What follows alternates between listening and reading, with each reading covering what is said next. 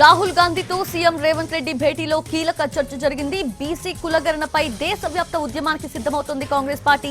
కేంద్రంపై ఒత్తిడి పెంచే పనిలో ఉంది. మార్చి 10న ఇండియా కూటమి ఎంపీలతో పార్లమెంట్లో నిరసన తెలపాలని నిర్ణయం తీసుకుంది కాంగ్రెస్ పార్టీ.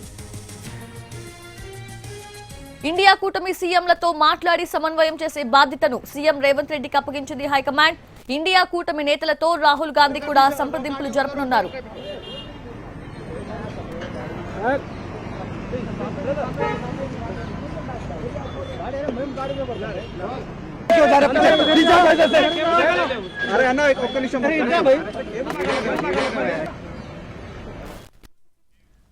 రాహుల్ గాంధీతో సీఎం రేవంత్ రెడ్డి భేటీలో కీలక చర్చ జరిగింది. బీసీ కులగణనపై దేశవ్యాప్త ఉద్యమానికి కాంగ్రెస్ పార్టీ సిద్ధమవుతోంది.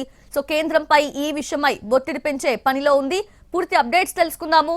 మా ప్రతినిధి చారి సిద్ధంగా ఉన్నారు. చారి, రాహుల్ గాంధీతో రేవంత్ రెడ్డి భేటీ సందర్భంగా వచ్చినటువంటి కీలకమైనటువంటి అంశాల మీద చర్చ జరిగింది.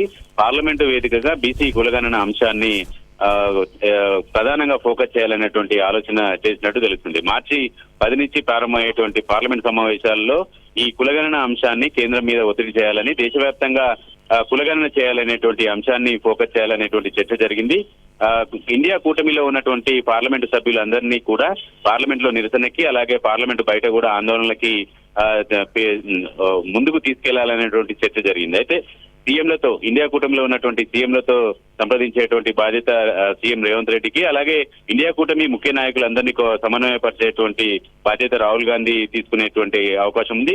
రాహుల్ గాంధీతో జరిగినటువంటి సమావేశంలో ఈ అంశం చర్చకు వచ్చినట్టు తెలుస్తుంది. మొత్తానికి తెలంగాణలో జరిగినటువంటి బీసీ కులగణనకు సంబంధించినటువంటి అంశాన్ని దేశవ్యాప్తంగా ఫోకస్ చేయాలనేటువంటి ఆలోచనతో ఉంది. బీజేపీ మీద ఒత్తిడి పెంచడంతో పాటు కాంగ్రెస్ తను తెలంగాణలో చేసినటువంటి కులగణన అంశాన్ని హైలైట్ చేసేటువంటి పనిలో పడింది.